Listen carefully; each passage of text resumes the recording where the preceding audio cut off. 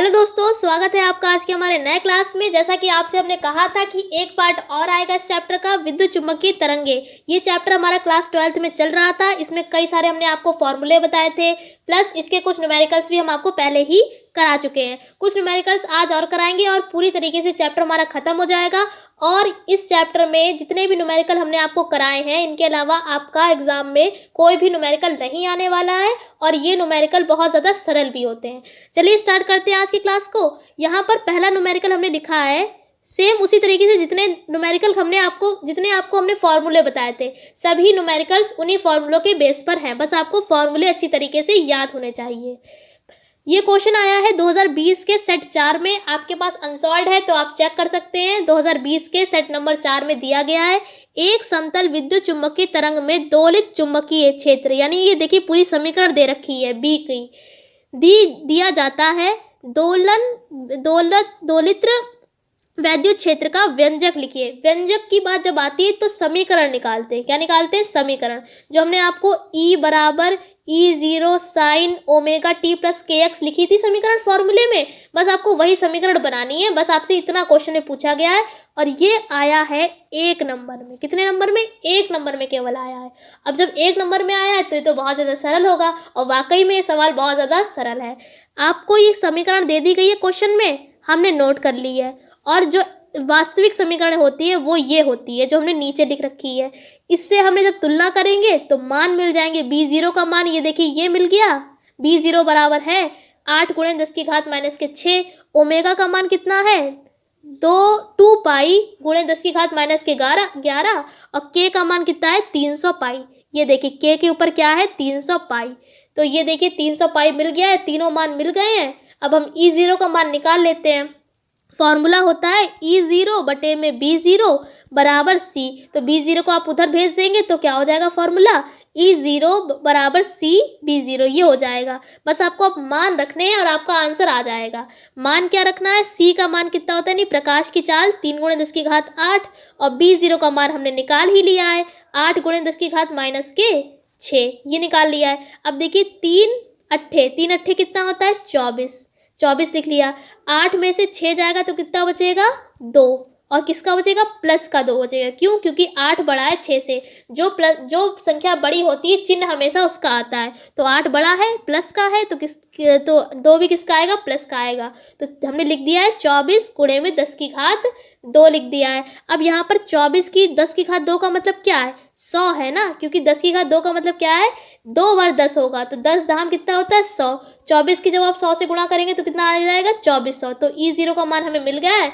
अब हम समीकरण आसान तरीके से बना सकते हैं। क्या हो जाएगा? E0 बराबर, सॉरी यहाँ पर केवल E होगा, E बराबर E0 की यहाँ आप वैल्यू रख देंगे साइन, और बाकी ओमेगा टी प्लस के एक्स, ये होती है ना। तो ओमेगा का मान रख दिया, के का मान रख दिया, E0 का मान रख दिया, और यही हमारी क्या है? व्यंजक है वैद्युत क्षेत्र का।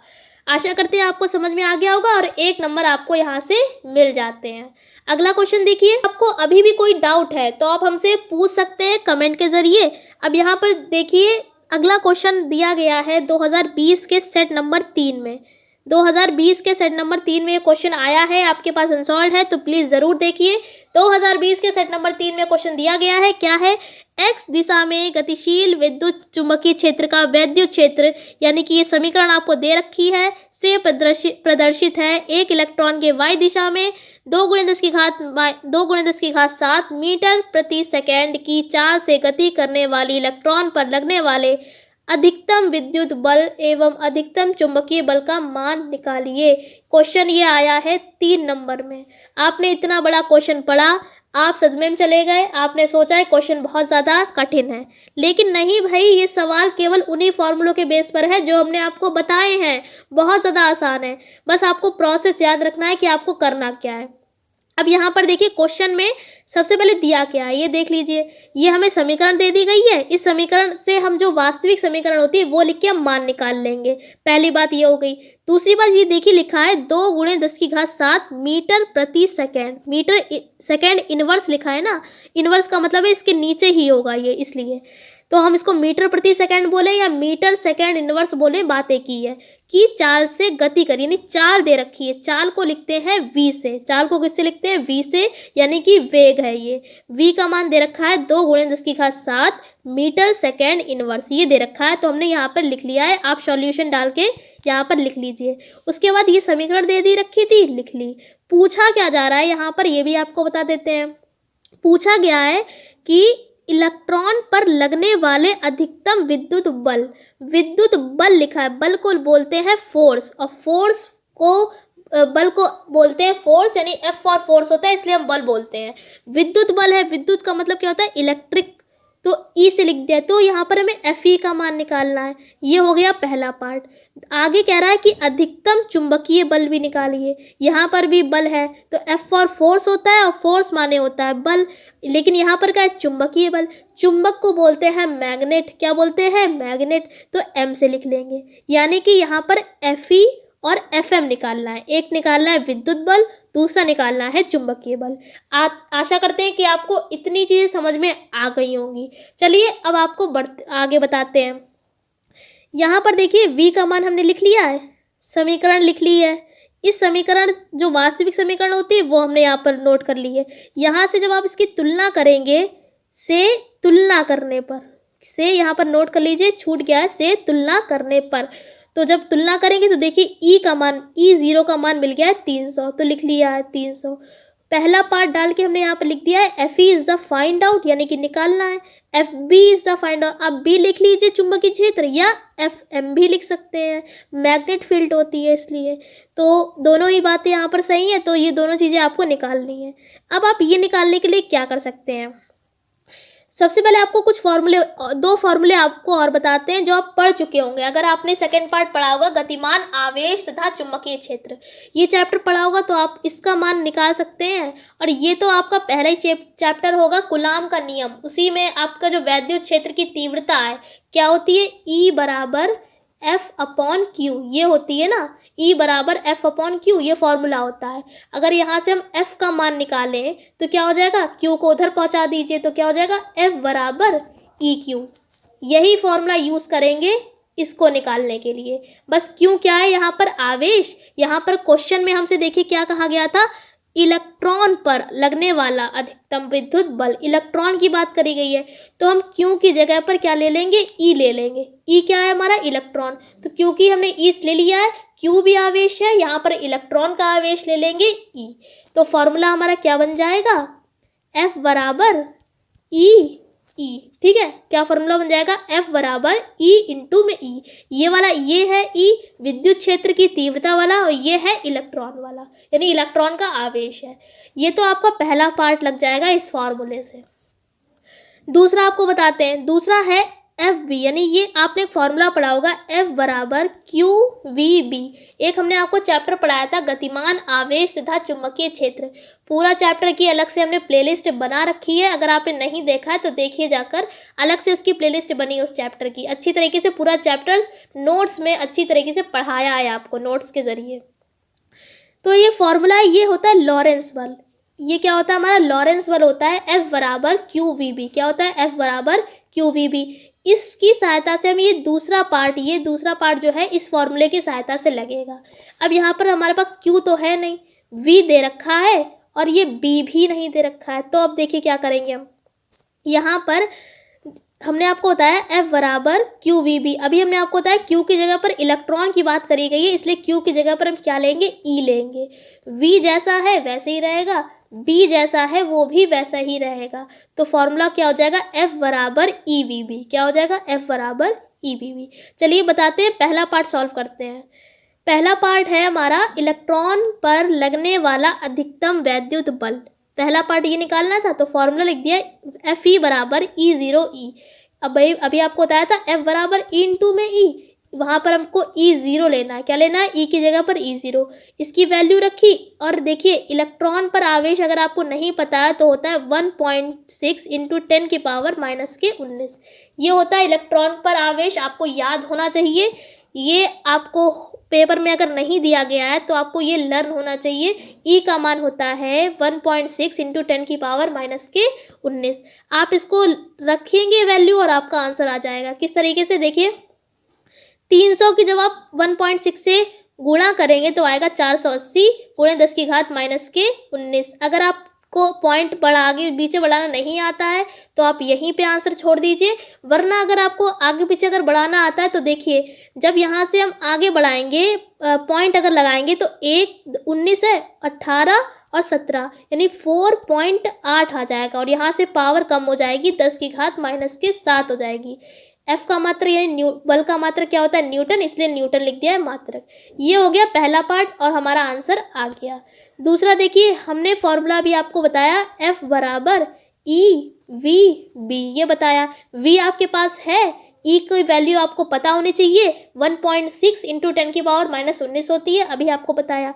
अभी आपको बी नहीं पता है तो बी हम निकाल लेते हैं बी के लिए, लेकिन हमें फॉर्मूला पता है, ये होता है बी बराबर E0 अपॉन में सी, ये बताया था ना हमने आपको, E0 अपॉन में B0 बराबर सी। यहाँ से आप B0 की वैल्यू निकाल लीजिए, यही आएगा। बस आपको यहाँ पर वैल्यू रखनी है, E0 की रखी और सी की वैल्यू रखी, 3 से 3 ये कैंसिल हो गया, 8 ही ऊपर जाएगा तो माइनस क्या हो जाएगा, 2 में से माइनस के 8 जाएंगे तो कितने बचेंगे, माइनस के 6 बचेंगे। तो देखिए B0 का भी मान निकल गया है।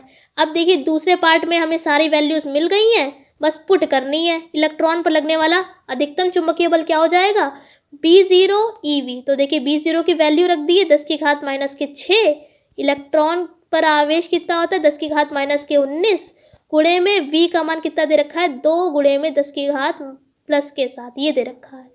आप इसको सॉल्व करेंगे कितना आएगा, 3.2 इंटू 10 की पावर माइनस 18। कैसे आया, देखिए 16 दूनी कितने होते हैं, 32, 16 दूनी कितने होते हैं, 32 होते हैं। तो देखिए यहाँ पर आ गया 3.2, क्योंकि बीच में पॉइंट लगा था इसलिए लगा दिया पॉइंट, 3.2 आ गया। अब ये देखिए 19 और 6, 19 और 6 को जब आप जोड़ेंगे तो कितना आएगा आपका, 25। 19 और 6 कितने होते हैं, 25, माइनस के, अब इसमें प्लस के 7 और जोड़ दी, और जब आप इसको घटाएंगे 25 में से 7 तो आएगा 18। बड़ी संख्या आपकी 25 है इसलिए माइनस आया है, तो आ गया है आंसर 3.2 इंटू 10 की पावर माइनस के 18, मात्रक लिख दिया है न्यूटन, यही आपका आंसर। देखिए दोनों पार्ट आपके कितनी आसान तरीके से लग गए। बस आपको फॉर्मूला पता होना चाहिए, कॉन्सेप्ट पता होना चाहिए, तो आपके सारे सवाल लग जाएंगे। अगला क्वेश्चन देखिए, ये क्वेश्चन आया है 2017 के सेट 2 में दे रखा है, 3 नंबर में ये क्वेश्चन आया है। एक समतल विद्युत चुंबकीय क्षेत्र में वैद्युत क्षेत्र इतना दे रखा है, वैद्युत क्षेत्र 2 गुणे 10 की घात 12 HZ लिखा है, इसका मतलब है हर्ट्ज। अगर आपको नहीं पता है आप हिंदी में लिख लीजिए, हर्ट्ज बोलते हैं, आवृत्ति का मात्रक होता है हर्ट्ज की आवृत्ति से ज्वाक्रिय रूप से दोलन करता है, इसका आयाम 50 वोल्ट प्रति मीटर है। इस तरंग का औसत विद्युत ऊर्जा घनत्व ज्ञात कीजिए, इसका फॉर्मूला हम आपको बता चुके हैं। हर्ट्ज यहाँ पर आवृत्ति दे रखी है, आवृत्ति को किससे लिखते हैं, न्यू से, तो यहाँ पर देखिए न्यू बराबर लिख दिया है 2 गुणे 10 की घात 12 हर्ट्ज, ठीक है। दूसरी चीज़ आपको दे रखी है, आयाम 50 वोल्ट प्रति मीटर है, वोल्ट प्रति मीटर हमारा मात्रक होता है विद्युत क्षेत्र का, तो आयाम है तो यहाँ पर E0 का मान दे दिया गया है 50। अब आगे देखिए, निकालना है ऊर्जा घनत्व। क्या निकालना है, ऊर्जा घनत्व को हम किससे लिखते हैं, U से लिखते हैं, और ऊपर हमारा वैद्युत क्षेत्र चल रहा है तो वैद्युत क्षेत्र के लिए क्या लिखेंगे, UE, यानी कि हमको क्या निकालना है, UE निकालना है। बस आपको यहाँ पर फॉर्मूला रखिए, फॉर्मूला होता है UE बराबर हाफ F∁0 E², ये फॉर्मूला होता है। अब यहाँ पर देखिए E² है, E0 नहीं है, हमें वैल्यू पता है E0 की, यहाँ पर दे रखा है E, तो आप क्या करेंगे, एक फॉर्मूला होता है E बराबर E0 अपॉन में √2, ये फॉर्मूला अगर आपको B के लिए लगाना है तो B के लिए भी लग जाएगा, B बराबर हो जाएगा B0 अपॉन में √2, ठीक है। तो आपको इस तरीके से कभी कंडीशन दे दी गई हो तो आप क्या करेंगे, इसको इसका आयाम जो होगा और बटे में आप √2 से भाग कर देंगे। तो यहाँ पर 2E है तो हमने 2 बार इसको लिख लिया है, बस आपको वैल्यू पुट करनी है और आपका आंसर आ जाएगा।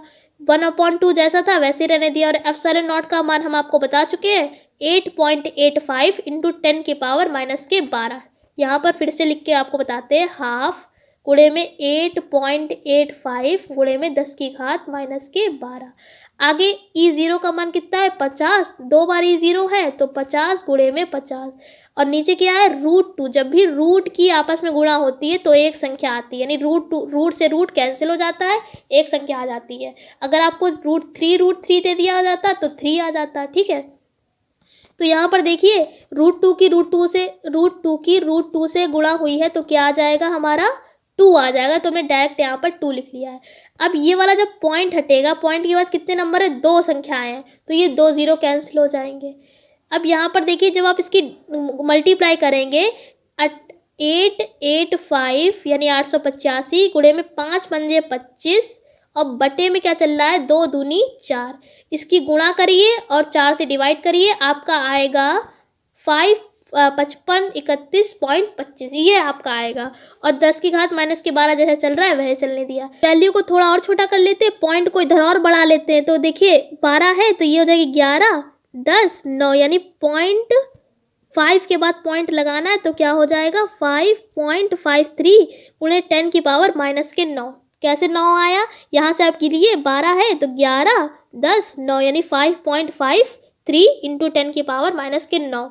और इसका मात्रक होता है जूल प्रति मीटर क्यूब। ये होता है, अगर आप हिंदी में लिखें तो लिख लीजिए जूल प्रति मीटर क्यूब। ठीक है, आशा करते हैं आपको समझ में आ गया होगा। सारे फॉर्मूलों के बेस पर ही हमारे न्यूमेरिकल्स लग रहे हैं, बस वैल्यू को पुट करिए, कैलकुलेशन करिए, आंसर आपका आ जाएगा।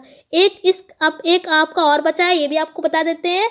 आज का ये लास्ट क्वेश्चन है और इस चैप्टर का भी लास्ट क्वेश्चन है। 30,000 एंगस्ट्रॉम तरंग दैर्घ्य की वैद्युत चुम्बकीय तरंग की आवृत्ति ज्ञात कीजिए। आवृत्ति को किससे लिखते हैं न्यू से, तो न्यू आपको निकालना है। लैम्डा का मान आपको दे रखा है, एंगस्ट्रॉम हटाते हैं तो 10 की घात माइनस के 10 लगाते हैं। और ये आगे पूछा गया है यह स्पेक्ट्रम के किस भाग को प्रदर्शित करती है। ये हम आपको पहले ऊपर एक क्वेश्चन करा चुके हैं, 3000 उसमें एंगस्ट्रॉम था, यहाँ पर क्या है 30,000। इस क्वेश्चन को कराने का मकसद केवल इतना ही है, आपको ये स्पेक्ट्रम वाला भाग भी आपको पता होना चाहिए। और ये आया है 2014 के सेट 2 में क्वेश्चन दे रखा है, दूसरे का घा है, आप चाहें तो चेक कर सकते हैं। तो यहाँ पर देखिए वैल्यू आपको फॉर्मूला पता होगा, न्यू बराबर C/λ होता है। C का मान होता है 3 गुणे 10 की घात 8 और लैम्डा का मान दे रखा है, ये रख दिया 3। अब यहाँ पर देखिए 10 की घात यहाँ पर दे रखा है 10 की घात माइनस के 10 और यहाँ पे कितने जीरो हैं 1 2 3 4, 4 जीरो है ना। तो 10 में से 4 जाएंगे तो कितना बचेगा माइनस के 6 बचेंगे। कितने बचेंगे माइनस के 6। जब ये माइनस के 6 ऊपर जाएंगे तो कितने हो जाएंगे 10 की घात 8 चल रहा है और 10 की घात माइनस के 6 ऊपर जाएंगे तो प्लस के 6। 8 और 6 कितना हो जाएगा 14। 8 और 6 कितना हो जाएगा 14 और 3 से 3 ये वाला देखिए 3 से 3 ये वाला कैंसिल हो गया है और आंसर आ चुका है न्यू बराबर 10 की घात प्लस के 14 हर्ट्ज इसका मात्रक होता है आवृत्ति का, लिख दिया है।